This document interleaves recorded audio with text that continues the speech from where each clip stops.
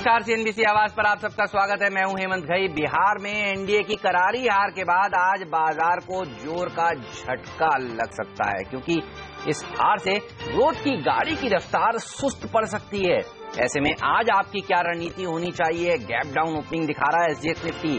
क्या करें आप? खरीदारी करें या फिर हो बिकवाली? चलिए इस सब पर बात करेंगे शो में आगे, लेकिन सबसे पहले देख लेते हैं इस वक्त की हेडलाइन। तो मैंडेट मिला है, इस एकजुटता को भी मैंडेट मिला है, लोगों ने इसको पसंद किया है, इसलिए हम सब मिलकर इस मैंडेट के अनुरूप काम करेंगे। बिहार में एनडीए की करारी हार, नीतीश की अगुवाई वाली महागठबंधन को मिली 178 सीट, सिर्फ 58 सीटों पर सिमटा एनडीए। नीतीश ने बताया बिहार के स्वाभिमान की जीत। बिहार नतीजों से नेटवर्थ होगा बाजार। सीएनबीसी आवाज में 92% ब्रोकर्स ने जताई भारी गिरावट की आशंका। सेबी ने किए सतर्कता बरतने के इंतजाम। और नौकरियों के अच्छे आंकड़ों से दिसंबर में यूएस फेड की दरें बढ़ने के आसार। अमेरिकी बाजार में मिला जुला रुझान। एसजीएक्स निफ्टी करीब 200 पॉइंट नीचे। रुपए की चाल पर रहेगी सबकी नजर। अमेरिका में बेहतर जॉब रिपोर्ट के बाद डॉलर ने दिखाई जोरदार तेजी। रुपया रह सकता है प्रेशर में। मजबूत डॉलर से लगातार तीसरे दिन फिसला क्रूड। ब्रेंट क्रूड $48 के नीचे। सोना भी 3 महीने के निचले स्तर पर $1100 के नीचे फिसला। फार्मा के नतीजे उम्मीद के मुताबिक मार्जिन में उछाल, लेकिन टाटा मोटर्स ने किया निराश। दोनों ही शेयरों पर आज होगी नजर। आज ऑयल मार्केटिंग कंपनी और पावर कंपनियों के नतीजों पर भी होगी नजर। HPCL, BPCL, oil India, NHPC, REC जैसी पीएसयू कंपनियों के नतीजे आज। और एक्साइज ड्यूटी बढ़ने से पेट्रोल डीजल हुआ करीब ₹1.5 तक महंगा। सरकार ने %0.5 स्वस्थ भारत सेस और 2% एविएशन सेस लगाने का भी किया ऐलान।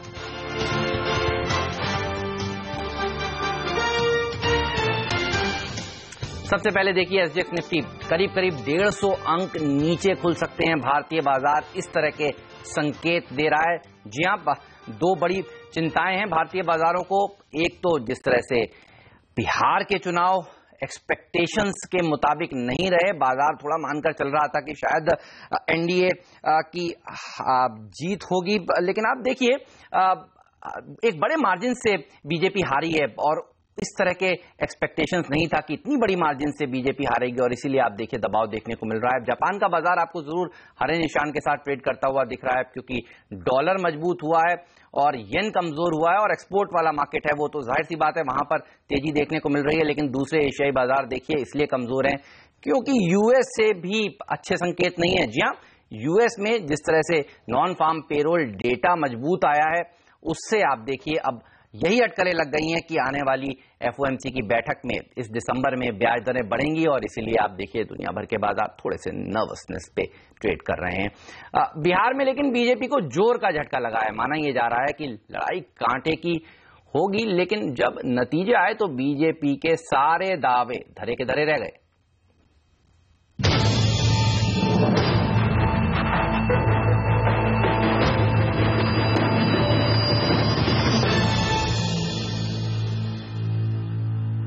जहां बिहार चुनाव में नीतीश की अगुवाई वाले महागठबंधन ने 179 सीट जीती हैं, वहीं बीजेपी अपने सभी सहयोगियों के साथ मिलकर सिर्फ 58 सीट में ही सिमट गया है।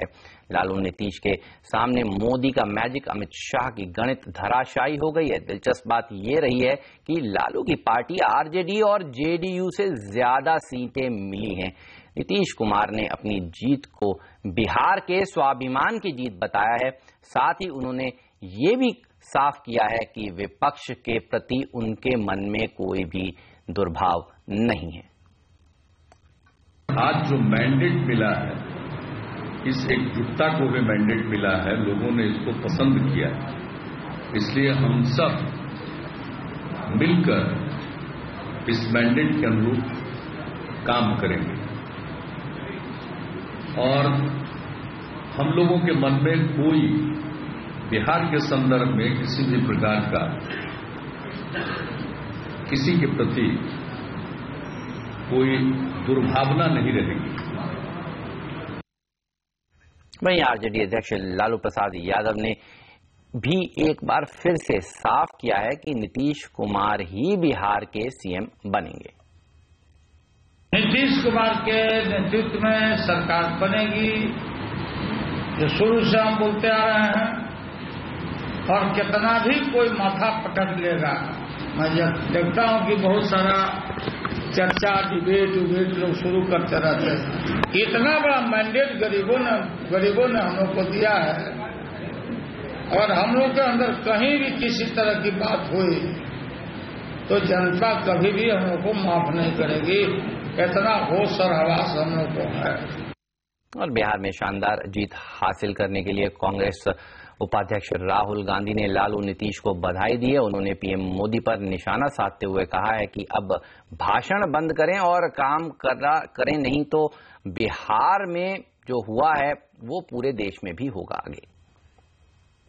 अब आप वायदे बंद कीजिए, भाषणबाजी बंद कीजिए, कैंपेनिंग बंद कीजिए और काम शुरू कीजिए, क्योंकि हिंदुस्तान 1 साल रुक गया है, ठहर गया है आपके लिए। आपकी गाड़ी स्टार्ट नहीं हो रही है, गाड़ी को स्टार्ट कीजिए और एक्सेलरेटर दबाइए। गाड़ी का एक्सेलरेटर नहीं दबाया तो हिंदुस्तान की जनता ने जो बिहार में किया है, गाड़ी का दरवाजा खोलेगी, आपको उठा के बाहर फेंक देगी।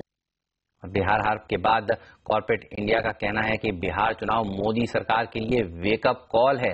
उनका कहना है कि सरकार को इंडस्ट्री के साथ संवाद बढ़ाना चाहिए, रिफॉर्म्स को और तेजी से आगे ले जाना चाहिए। करप्शन नहीं है, ये बहुत अच्छा हुआ है, सरकार ट्रांसपेरेंट हो गई, लेकिन कम्युनिकेशन चाहिए। देखिए, भारत में इंडस्ट्री जो है वो चाहते हैं कि सरकार को जाके उनका जो कष्ट है वो कष्ट के बात करे, जो कुछ करना है वो बात करे। करप्शन तो सारा बंद हो गया दिल्ली में, ये तो बहुत अच्छी काम है। और जो ब्लैक मनी का बिल था वो तो अच्छा नहीं किया, क्योंकि ब्लैक मनी से बिल से डर हुआ लेकिन कुछ नहीं हुआ, कुछ पैसा भी बाहर नहीं आया। तो सरकार को डायलॉग चाहिए कि क्या क्या करना है। देखिए, टेलीकॉम में बहुत डिसीजन लेना है, टेलीकॉम में सब लोग नाराज है, और आयरन एंड स्टील में इंडस्ट्री कम हो गया है। रियल एस्टेट में रिफॉर्म चाहिए, रियल एस्टेट में सब कुछ कम हो गया है। अभी रियल एस्टेट में भ्रष्टाचार स्टेट्स में ज्यादा हो गया है, क्योंकि अगर बिल्डिंग जाना चाहते हैं कोई एयरपोर्ट अथॉरिटी से अप्रूवल लेना, क्यों लेना अप्रूवल, बहुत अप्रूवल लेने से रियल एस्टेट तो कम हो गया है। सो हर सेक्टर में उनको सेक्टर के जो लोग जो है उनसे बात करके जो कुछ दिल्ली में हो सकता है वो करना है। और दूसरी बात है कि भारत सरकार को स्टेटों के साथ बात करके उनको जो चाहिए कुछ रिफॉर्म्स उनके साथ करना है वो करना है। शायद इस इलेक्शन के बाद में, जो मैं उम्मीद कर रहा था कि दिल्ली के इलेक्शन के बाद हो, पर नहीं हुई, पर बिहार के इलेक्शन के बाद में होनी चाहिए कि बीजेपी एक मंथन करे इस चीज का कि देश को आगे बढ़ाना है। अगर विकास ही है तो सिर्फ बात करने से विकास नहीं आएगा कि आपने एक स्पीच के अंदर 10 बार विकास शब्द को बोला, उससे क्या फर्क पड़ना है। तो अगर आपको काम करना है तो अब आप अपोजिशन के खेमे में जाइए, उनसे बात करिए, विकास के मुद्दे को आगे ले जाइए। चलिए लेंगे इस नोट पर एक छोटा सा ब्रेक के बाद आपको बताएंगे भारतीय बाजार किस तरह से खुलेंगे। सीएनबीसी आवाज ने ब्रोकर्स पोल कराया है जिसमें पता चला है कि कितनी गिरावट हो तो आपको क्या करना चाहिए। इस सब पर बात ब्रेक के बाद।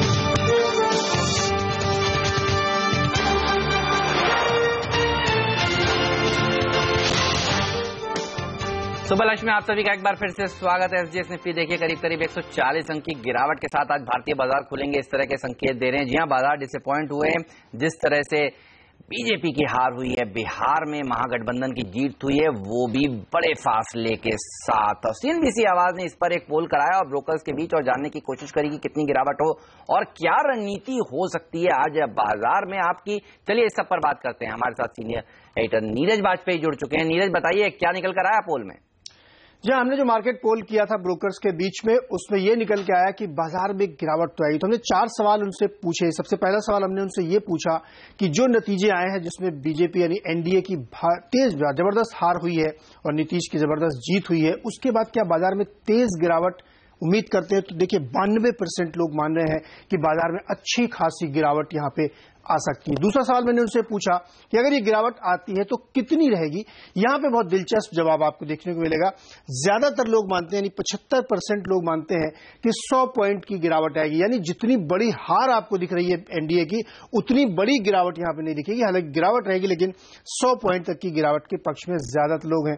तीसरा सवाल हमने उनसे पूछा कि अगर इतनी गिरावट आती है तो क्या ये खरीदारी का मौका आप मानते हैं, तो उसमें भी देखिए 67% लोग मानते हैं कि हाँ ये खरीदारी का मौका है। शायद इसीलिए वो 100 पॉइंट की गिरावट की बात कर रहे हैं, क्योंकि निचले स्तरों पे इसमें अच्छी खासी खरीदारी की उम्मीद है, इसलिए 67% का मानना है कि खरीदारी करनी चाहिए।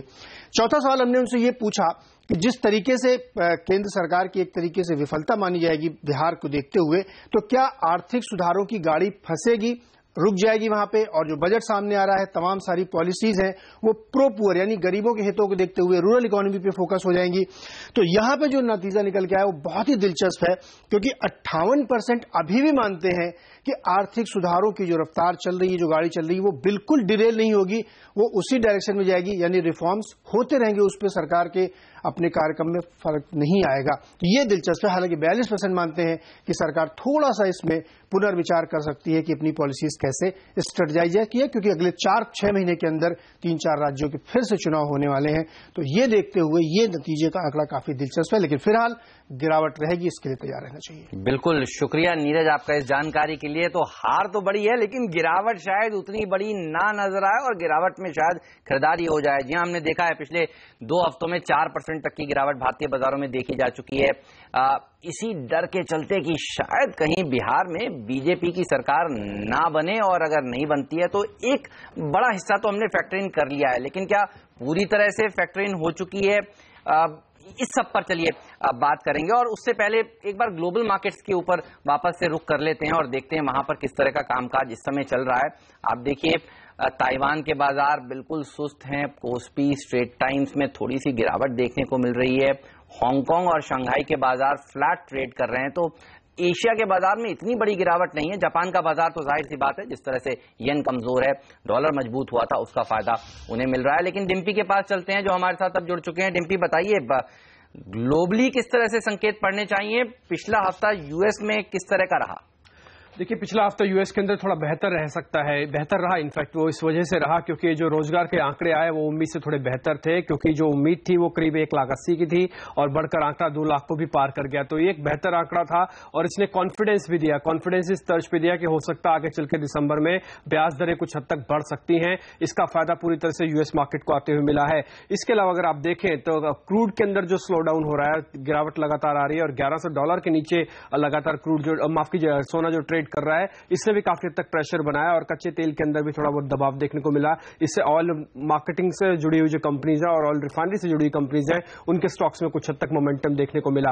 अब अगर आप आंकड़ों के लिहाज से देखें तो डॉ जोन्स और नैस्डैक सभी के अंदर हमने बढ़ती आते हुए देखी है, लेकिन अगर आप यूरोपीय बाजारों में चलें तो धीरे धीरे बाजार कमजोर होते हुए दिखेंगे वहां पे आपको। वो इस वजह से क्योंकि वहां पे रिजल्ट्स आ रहे हैं, रिजल्ट का सेशन उतना अच्छा नहीं रहा यूरोपीय बाजारों के अंदर, वहां पे थोड़ा दबाव है। विलय को लेकर भी कुछ खबरें लगातार बन रही हैं, इसको लेकर भी यूरोपियन बाजार अपने रिएक्शन दे रहा है और वहां पे मिक्स्ड हद तक ट्रेंड देखने को मिल रहे हैं। इसके अलावा अगर आप एशियन मार्केट्स के आंकड़े देखेंगे, जैसे अब कह रहे थे कि यहाँ येन कमजोर है तो एक्सपोर्ट ओरिएंटेड इकोनॉमी है जापान की, उसको काफी हद तक फायदा मिल रहा है। इसके अलावा माइनिंग और तेल से जुड़ी हुई कंपनीज को भी थोड़ा बहुत प्रेशर देखने को मिल रहा है, क्योंकि क्रूड करीब 2% के आसपास टूटा है। और इसके अलावा चीन ने महत्वपूर्ण आंकड़े भी जारी किए जिसमें उनका एक्सपोर्ट जो है वो करीब 6% घट गया, लेकिन इंपोर्ट में भी 18% की गिरावट आई है। तो कुल मिलाकर ट्रेड सरप्लस ठीक रहा है, इसलिए आप देखेंगे कि एशियन मार्केट्स में कोई जरा नुकसान नहीं, लेकिन मिक्स्ड कामकाज हो रहा है।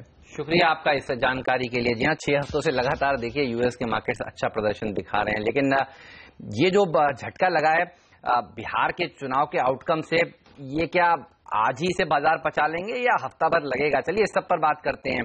हमारे साथ मार्केट साइट अनिल सिंह भी जुड़ चुके हैं। अनिल, फेस्टिव मूड एक तरह से स्पॉइल कर दिया है। देखिए हम सब लोग तो बिल्कुल तैयार होकर बैठे हुए थे, लेकिन अचानक से जिस तरह से बिहार का आउटकम आया, इसने काफी मूड और सेंटीमेंट को कमजोर किया। ये बताइए, 3 ट्रेडिंग सेशन है, 60 मिनट का एक मुहूर्त ट्रेडिंग का सेशन होगा इस हफ्ते, क्या इतने में पच जाएगा या आज ही एक ही दिन में हम इस नतीजों को पचा लेंगे? हो सकता है आज ही हेमंत और ज्यादा से ज्यादा कल तक। मुझे नहीं लगता उससे ज्यादा बिहार के चुनावों का असर बाजारों पर पड़ना है। जो रिएक्शन आना आ जाएगा। और ये बात हमें याद रखनी चाहिए कि पिछले 2 हफ्तों में निफ्टी अपने ऊपर के लेवल से 400 पॉइंट ऑलरेडी नीचे आ चुका है। 8,350 का हाई बनाकर 7,950 पर हम बंद हुए हैं। तो काफी कुछ गिरावट कम से कम एफआईज ने तो भांप ली थी और वो लगातार बिकवाली कर रहे हैं। और उस लिहाज से अब आपके लिए गिरावट तो होगी, इसमें कोई डाउट नहीं। इवेंट होने के बाद में नेगेटिव है, लेकिन उतनी नहीं। और दूसरी बात ये भी ध्यान रखना जरूरी कि ये एक राज्य के चुनाव है जिसका बाजार पर असर है। ऐसा नहीं कि कोई केंद्र के चुनाव में, लोकसभा के चुनाव, और उससे आप सोचें कि 5-7% बाजार ऊपर नीचे हो जाए। तो गिरावट होनी तय है, ये बात सही है। अब आज 3 बड़े फैक्टर हैं जो बाजारों के लिए नेगेटिव है। पहला तो बिहार का चुनाव, और दूसरा अमेरिका में जिस तरह से रोजगार के आंकड़ा है बेहद मजबूत है। और ये रोजगार के आंकड़े अगर इस तरह के रहते हैं तो फिर दिसंबर में ब्याज दरें बढ़ने का एक जो अनुमान है वो काफी हद तक मजबूत और पक्का होता हुआ दिखेगा। और तीसरा नेगेटिव है बड़ी कंपनियों के नतीजे। टाटा मोटर्स को देखिए, सन फार्मा को देखिए, जिस तरह के डाउनग्रेड्स आप डॉक्टर रेड्डीज या फिर भेल में देख रहे हैं, तो दिग्गजों से कहीं कोई सहारा मिलेगा नहीं। तो ये तीनों फैक्टर मिलाकर बाजार की कमजोर ओपनिंग करेंगे। और ये ओपनिंग होगी 7,800 के बेहद नजदीक। 7,800 का लेवल आज सेंटिमेंट के लिहाज से ज्यादा अहम होगा न कि शुक्रवार की क्लोजिंग। तो जब तक आप 7,800 के लेवल को होल्ड कर पाते हैं तब तक बाजार में बहुत बड़ी चिंता की बात नहीं। लेकिन उसके नीचे अगर रहे टीके और बाजार ने ट्रेड किया तो फिर जो 44-45 लाख शेयरों का ओपन इंटरेस्ट बना हुआ, हाईएस्ट ओपन इंटरेस्ट वहीं पर, ये ध्यान रखना चाहिए। उनकी तरफ से जो तेजी की पोजीशन बनी है वो अगर खत्म होने के लिए आई तो फिर दबाव काफी बढ़ सकता है। तो 7,800 के आसपास खुलने में बहुत दिक्कत की बात नहीं है, उसके नीचे बने रहने में दिक्कत की बात है। तो मैं उम्मीद करता हूं कि आज के सेशन में इन आंकड़ों को देखकर 7,800 को होल्ड कर पाए तो कहना चाहिए कि हम उतने बुरे नहीं है जितना हो सकते थे। बिल्कुल, चलिए तो यहाँ से करीब 150 पॉइंट की गिरावट देखी जा सकती है। उस स्तर के ऊपर सबकी नजर जरूर बनी रहेगी। शुक्रिया अनिल आपका इस जानकारी के लिए। लेकिन वक्त है ये जानने का कि अब ट्रेडिंग कॉल्स क्या निकल कर आ रही हैं। वरुण हमारे साथ जुड़ चुके हैं। वरुण बताइए, ब्रोकर्स क्या कह रहे हैं, कहां पर खरीदारी करनी चाहिए, कहां करनी चाहिए बिकवाली?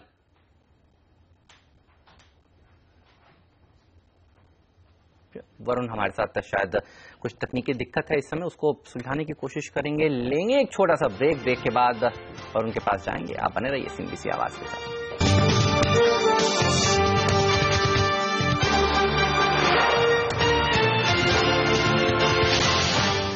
सुबह लक्ष्मी, आप सबका स्वागत है। एसजीएक्स निफ्टी कमजोरी के साथ खुलने के संकेत दे रहा है। करीब 140 अंक की गिरावट हो सकती है आज निफ्टी में। इस तरह के संकेत एसजीएक्स से मिलते हुए। लेकिन ऐसे बाजार में आपको क्या करना चाहिए? खरीदारी करें आज के लिए, इंट्राडे के लिए, या फिर करें बिकवाली? इस सब पर बात करने के लिए वरुण हमारे साथ जुड़ चुके हैं जो लेकर आए हैं आज के लिए ट्रेडिंग कॉल्स। वरुण बताइए, तेजी की कॉल्स हैं या बिकवाली की ज्यादा? देखिए हेमंत, कुल मिला के 4 कॉल्स है, उसमें 2 तेजी और 2 बिकवाली को कॉल्स है। तो 50-50 का मामला है। सबसे पहले तो मैक्सवेल कैपिटल के आशुतोष साना ने एसबीआई में खरीदारी की सलाह दी है और 245 के लक्ष्य देखने मिल सकते हैं 1 से 2 दिनों में। और बैंक ऑफ बड़ौदा में खरीदारी की सलाह दी है, 165 के लक्ष्य काउंटर दिखा सकता है। लेकिन दोनों ही काउंटर्स में आज आप बाय ऑन डिप्स की स्ट्रैटेजी अपना के चले। वही जेकेडी व्यू पॉइंट के जेके दोषी ने 2 बिकवाली के कॉल्स दिए। सबसे पहले तो टाटा मोटर्स में बिकवाली करने की इन्होंने सलाह दी है। 4 से 5 दिन में आपको 362 के लेवल काउंटर दिखा सकता है। और एक्सिस बैंक में इन्होंने बिकवाली की सलाह दी है। 4 से 5 दिनों में 420 के लक्ष्य काउंटर आपको दिखा सकता है। ऑलराइट, चलिए तो 2 बिकवाली की कॉल्स, 2 खरीदारी की कॉल्स। शुक्रिया आपका इस जानकारी के लिए। लेकिन टाटा मोटर्स ने शुक्रवार को बाजार बंद होने के बाद काफी निराशाजनक नतीजे दिखाए हैं। कई बड़े ब्रोकरेजेस ने इसको डाउनग्रेड भी किया है। वहीं सन फार्मा के नतीजे अनुमान के मुताबिक ही रहे हैं। सोनम हमारे साथ जुड़ चुके हैं। सोनम बताइए, सबसे पहले टाटा मोटर्स कहां से हाथ लगी निराशा? जेएलआर की वजह से ही। इस बार जेएलआर की तरफ से बिल्कुल भी सपोर्ट नहीं मिला है टाटा मोटर्स को, बल्कि जेएलआर ने घाटा दर्ज कर दिया जो काफी सरप्राइजिंग रहा बाजार के लिए। चाइना पोर्ट ब्लास्ट में कंपनी के लगभग 5,800 व्हीकल्स थे जो डैमेज हुए थे और इसी के कारण कंपनी को लगभग 2,500 करोड़ का नुकसान हुआ था। इस वन टाइम हिट के वजह से जेएलआर के नंबर्स पर और ओवरऑल कंसोलिडेटेड नंबर्स पर दबाव बना है। जेएलआर ने मार्जिन फ्रंट पर बेहद ही डिसअपॉइंट किया है, जहां पर खर्चों में बढ़ोतरी के कारण दबाव बना है। कंपनी जो भारी नए लॉन्चेस कर रही है उससे दबाव बनता दिखाई दिया है। 12.2% पे सिर्फ मार्जिन आया है पिछले साल के 19.4% के मुकाबले। कंपनी ने जेएलआर ने घाटा दर्ज किया है। स्टैंड अलोन कारोबार का परफॉर्मेंस सुधरता हुआ दिखाई दे रहा है, जहां पे एबिटा लेवल पर कंपनी ने मुनाफा दर्ज किया है। भले ही बॉटम लाइन एक घाटा दर्ज हुआ हो, लेकिन जो कंपनी ने सुधार दिखाई दे रहा है, अच्छे खासे वॉल्यूम्स हो रहे हैं, इससे कंपनी के आय में लगभग 22% की बढ़ोतरी हुई है। ओवरऑल कंसोलिडेटेड लेवल पर कंपनी ने 430 करोड़ का घाटा दर्ज कर दिया है। पिछले साल के लगभग लगभग 3,300 करोड़ के मुनाफे के मुकाबले, और मार्जिन 11.2% पर आए हैं पिछले साल के 15.8% के मुकाबले। से इस बार पूरा का पूरा धक्का जो लगा है वो JLR से मदद ना मिलने के कारण और एक चाइना बोर्ड प्लास्ट का जो एक वन टाइम हिट आया है इसके कारण दबाव बना है। ऑलराइट, शुक्रिया आपका इस जानकारी के लिए। लेंगे यहां पर एक छोटा सा ब्रेक, कहीं मत जाइए, बने रहिए CNBC आवाज के साथ। ब्रेक के बाद लेकर आएंगे स्टॉक 2020 का इंटरेस्टिंग मुकाबला, बताएंगे आपको क्या रणनीति बनानी चाहिए, कौन से वो 20 ट्रेडिंग आइडियाज हैं जिस पर आपकी नजर होनी चाहिए। मुझे दीजिए इजाजत, नमस्कार।